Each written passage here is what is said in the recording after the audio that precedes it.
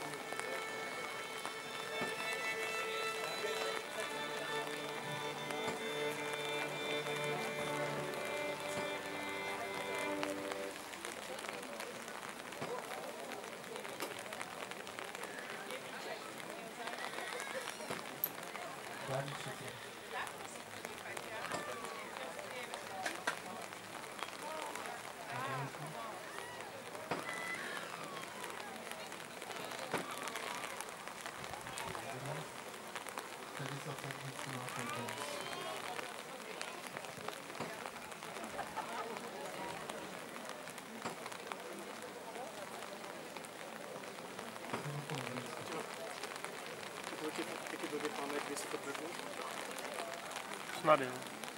Přes to musíš jít na kartu. Na kartu, jo? Jo.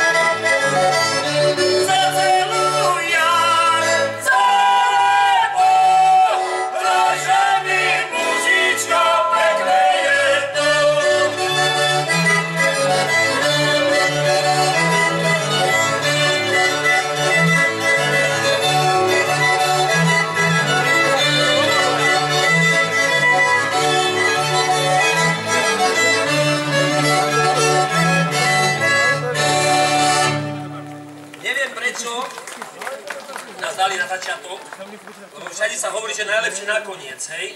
Tak ja som zvedavý, kto tu ešte lepšie ako my. Však ja si na to počkám.